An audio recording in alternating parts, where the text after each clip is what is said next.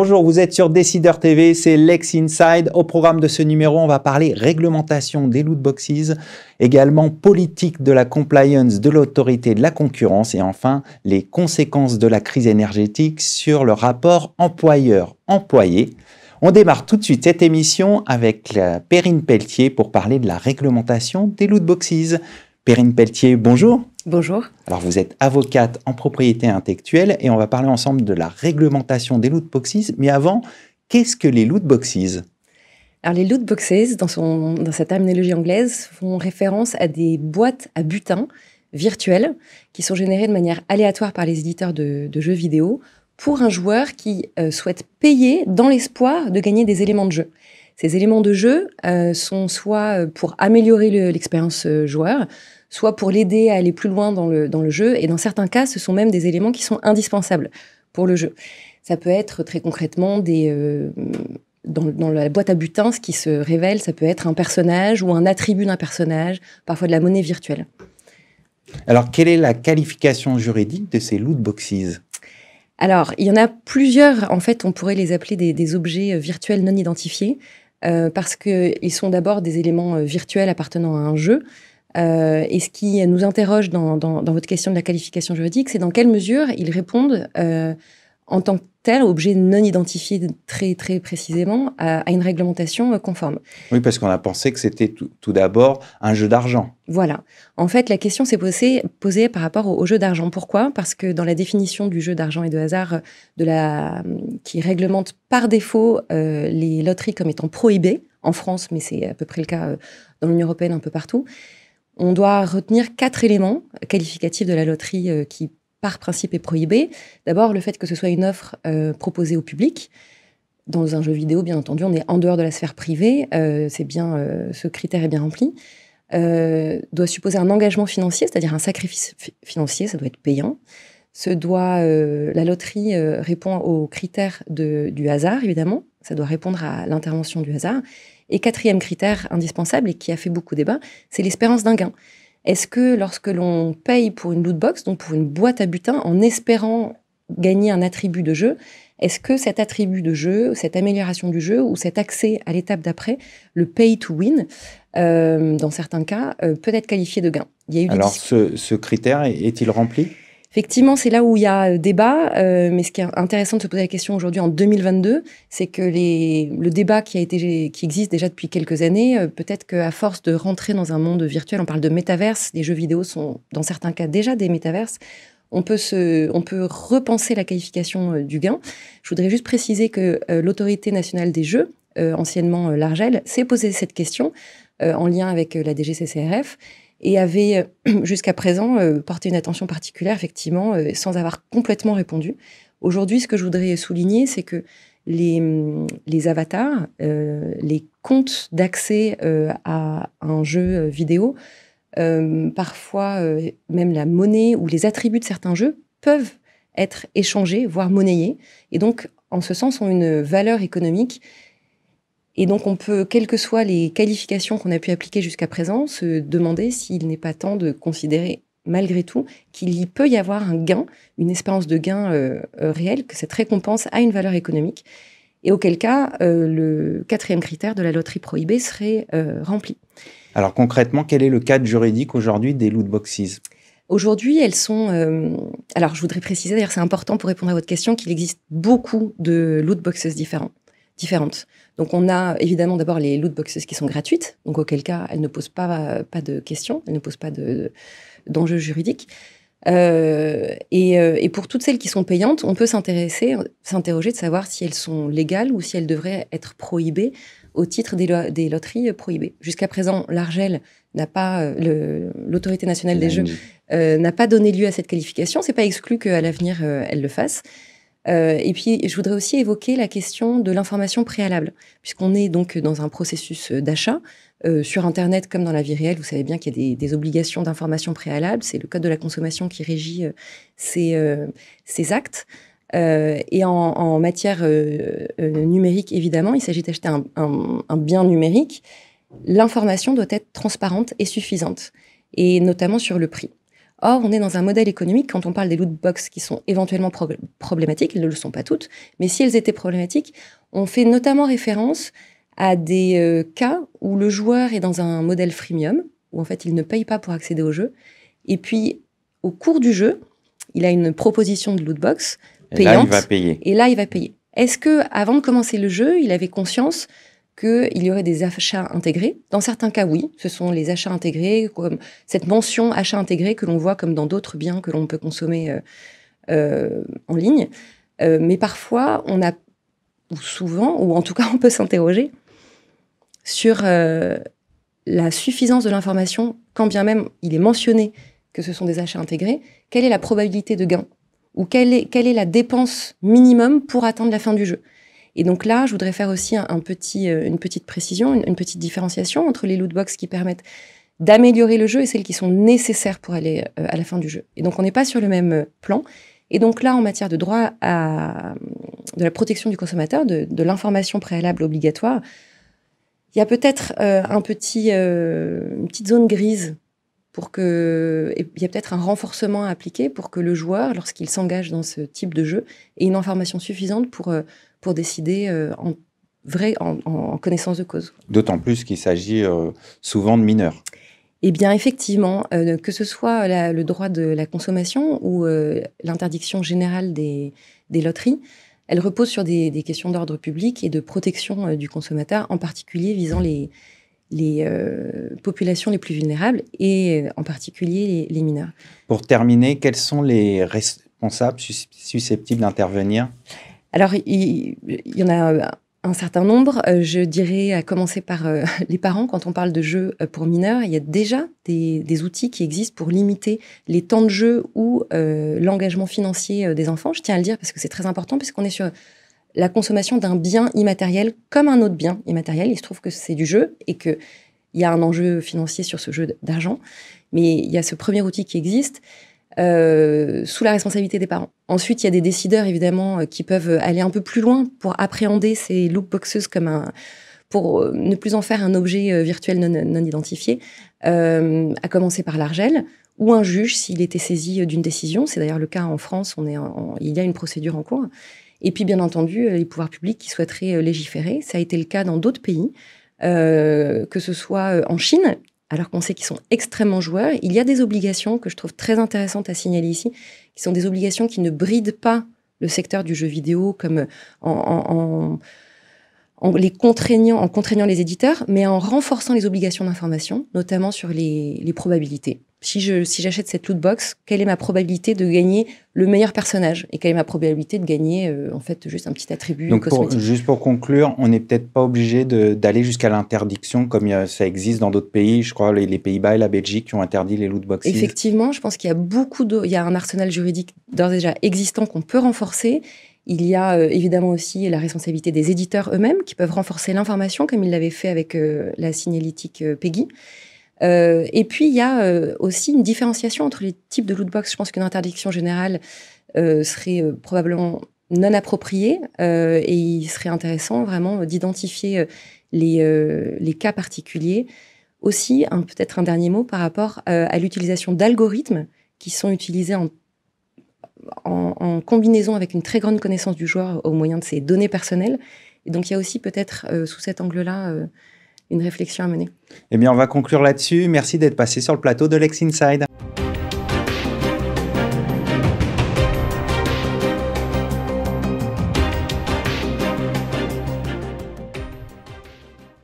Vous êtes toujours sur Décideur TV. Dans Lex Inside, on va parler du nouveau cadre de la politique compliance de l'autorité de la concurrence avec mon invitée Evelyne Friedel, associée chez Taylor Wessing. Evelyne Friedel, bonjour. Bonjour. Alors, quel est l'apport de ce nouveau cadre de la politique de la compliance de l'autorité de la concurrence?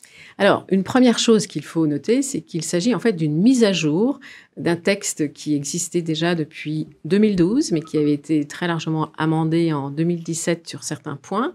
Mais au-delà de cette mise à jour, c'est surtout un texte, un nouveau guide en fait, qui va s'intégrer, qui permet aux entreprises d'intégrer leur politique de conformité aux règles de la concurrence dans leur politique plus globale de conformité aux autres règles, comme la lutte contre la corruption, la lutte contre le blanchiment des capitaux, la responsabilité sociale et environnementale. Et dans ce cadre-là, c'est un outil qui est cohérent et qui permet donc d'avoir une politique très cohérente en matière de compliance. Est-ce qu'on peut espérer un progrès dans la prise en compte de la conformité en matière de droit de la concurrence? Alors oui, on peut espérer un progrès. Alors il faut quand même noter une chose, c'est que la politique de conformité en matière de concurrence est la plus ancienne. Mais effectivement, aujourd'hui, elle était un petit peu obsolète. Les outils des entreprises n'étaient pas à jour, étaient obsolètes, étaient assez cosmétiques. Et aujourd'hui, ce qui est intéressant, c'est que le guide de l'autorité de la concurrence vous dit comment, pourquoi, comment et vers qui donc s'adresse la politique de conformité. Donc un document utile. C'est un document très utile. Comment? Alors, je peux quand même vous l'indiquer parce que finalement, c'est l'élément le plus utile, je dirais, du guide de l'autorité. C'est mettre en place effectivement une méthodologie pour une cartographie des risques. S'assurer que la direction va apporter un message fort, ferme et public sur le respect des règles de concurrence, former les salariés. On retrouve là, vous voyez, tout ce qu'il y a finalement dans la loi Sapin par rapport à la lutte contre la corruption. Et aussi avoir évidemment des outils de contrôle, des outils de suivi, des outils d'alerte. Donc c'est très intéressant pour les entreprises. Quels sont les acteurs concernés par ce guide ? Alors les acteurs concernés, c'est l'ensemble des entreprises, des petites, des moyennes, des grandes, qu'elles aient ou pas un siège en France. C'est tout à fait indifférent. La personne concernée, c'est l'entreprise qui finalement va avoir une pratique qui a un effet sur le marché. Et ça, c'est très important donc d'avoir ça en tête. Il y a ensuite les acteurs internes à l'entreprise. Alors, on l'a vu, c'est la direction, sont les salariés, c'est le compliance officer et son équipe. Et puis, il y a les acteurs externes. Et à ce titre, il est intéressant de noter que l'autorité de la concurrence a souligné que les avocats sont extrêmement importants pour accompagner les entreprises dans leur politique de conformité. Pourquoi sont-ils importants ? Alors, ils sont importants parce qu'effectivement, on a une expertise, si vous voulez, dans la méthodologie pour notamment établir une cartographie des risques. Et puis, c'est très important aussi parce qu'en faisant un audit, on voit ce qui ne va pas, ce qui doit être amélioré, et nous bénéficions quand même du secret professionnel.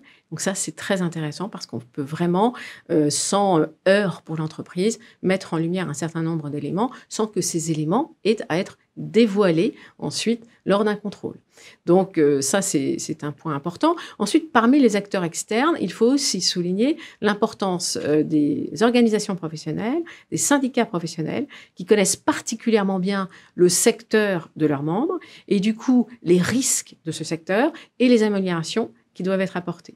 L'autorité rappelle aussi qu'en qualité d'autorité, elle est aussi un acteur externe à prendre en compte. Ces dernières années, elle a publié énormément de guides, par exemple pour les PME ou pour les organisations professionnelles ou sur tel ou tel secteur. Et ces guides sont très, très utiles pour la définition d'une politique de conformité.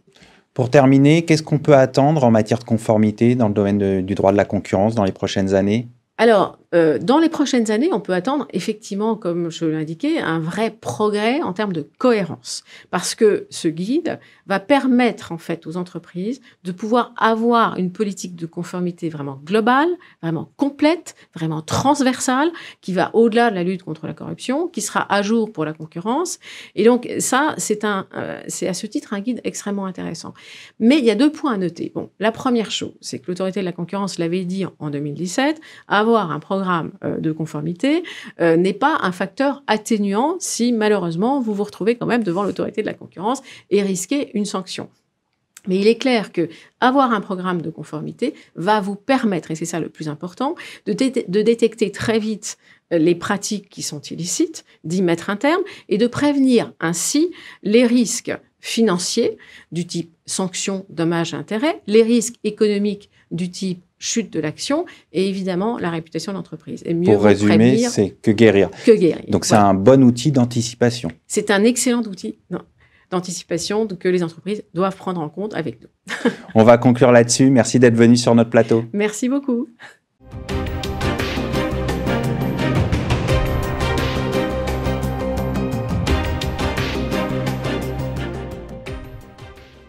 Vous êtes toujours sur Décideur TV. Dans Lex Inside, on va parler des conséquences de la crise énergétique sur le rapport employeur-employé avec mon invité Diane Reboursier, consul chez Auguste de Bouzy.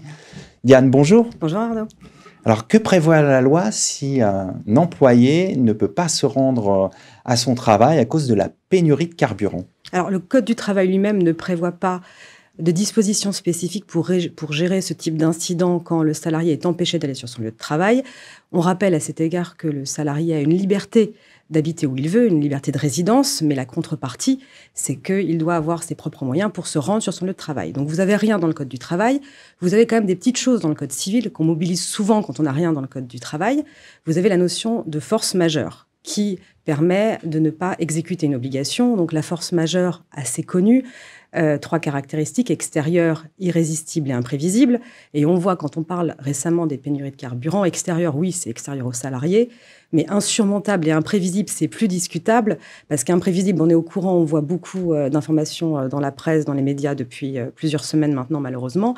Et insurmontable, en fait, c'est très pénible de se lever à 5 heures du matin pour aller faire le plein ou de faire 10 km à vélo, mais c'est pas totalement insurmontable. Donc, en pratique, ça va être géré que le salarié souvent va s'entendre avec son employeur pour expliquer pourquoi il n'est pas là, qu'il ne peut pas venir. Et l'employeur va le traiter en absence autorisée mais non rémunérée parce que vous ne travaillez pas en matière de paye sur votre bulletin de paye. Alors, vous dites que l'employé peut s'entendre avec l'employeur, mais que peut-il négocier? Alors souvent, on dit aux salariés et aux employeurs de privilégier le dialogue entre les parties. Donc, on a plusieurs types de solutions qu'on peut imaginer. Vous avez tout d'abord posé des jours de congé et ou des RTT. Souvent, c'est même les employeurs qui le proposent, les RH qui appellent le salarié en disant si tu veux pas être rémunéré aujourd'hui et pas perdre ta journée en termes de salaire, on peut poser un jour de congé. Après, ça ne peut pas être imposé ni par une partie ni par l'autre parce qu'un salarié peut préférer garder un jour de congé pour plus tard plutôt que de l'utiliser pour rester en fait chez lui.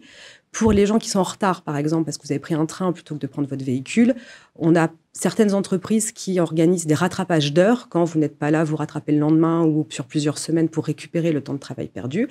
Et enfin, alors, le sacro-saint, on le connaît très bien depuis le confinement, le télétravail qui peut être mobilisé et qui prévoit en particulier qu'en cas de circonstances exceptionnelles, on peut vous imposer du télétravail. Donc, on pourrait même avoir des employeurs qui considèrent que vous n'êtes pas là parce qu'il y a plus de carburant dans toute la région et on vous force en quelque sorte à prendre du télétravail pour travailler à la place de venir sur le lieu de travail.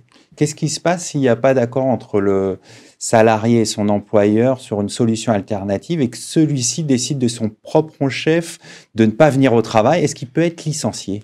Alors, c'est là que ça devient un peu difficile, c'est quand on n'a pas eu ce dialogue, justement. Une petite précision pour les jours de congé. Si vous refusez une journée de congé, votre employeur ne peut pas vous licencier. Pour ça, vous avez le droit de refuser de prendre une journée de congé.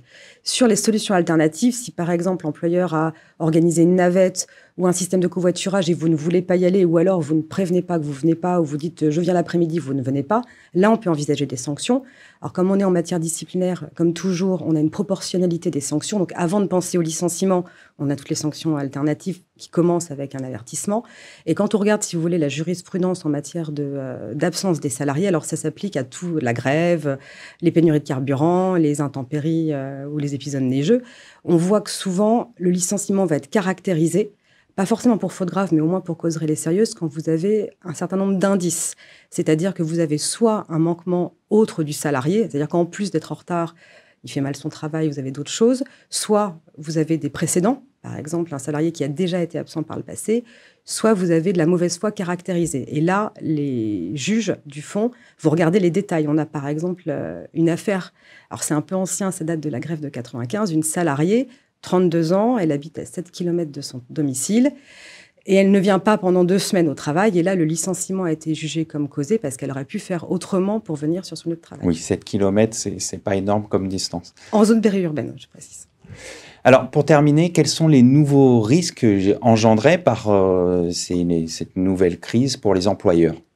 Alors, ce qu'on constate aujourd'hui, c'est que les épisodes de ce type se multiplient, c'est-à-dire que vous avez aujourd'hui la pénurie des carburants, qui aussi accompagnée d'une grève d'ailleurs. Vous avez, l'hiver arrivant va sûrement avoir de nouveaux épisodes climatiques, et on constate que ça crée quand même des difficultés pour les entreprises. Vous avez des problèmes d'absentéisme, des problèmes de production dans les entreprises, parfois même un désinvestissement. Et alors ça c'est un peu nouveau, des employeurs qui se plaignent en quelque sorte de salariés qui imposent du télétravail, c'est-à-dire qu'ils vous disent je peux pas venir, je peux pas faire le plein, je serai pas là pendant 2 semaines. Alors comment faire pour les employeurs? Alors pour faire ça, on peut déjà penser au dialogue social, parce qu'on a quand même des obligations maintenant, même si elles sont peu connues, depuis la loi Orientation des mobilités de 2019.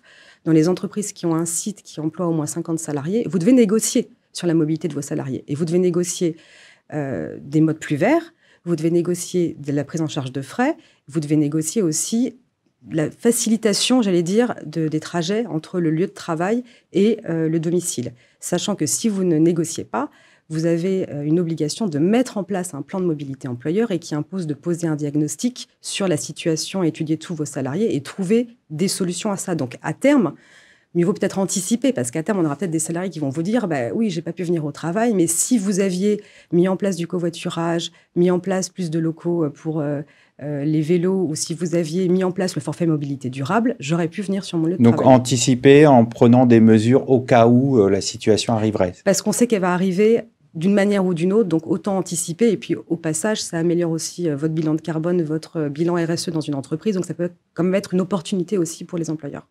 On va terminer là-dessus. Merci pour votre éclairage. Merci à toutes et à tous pour votre fidélité. Rendez-vous très bientôt sur Décideur TV pour un nouveau numéro de Lex Inside.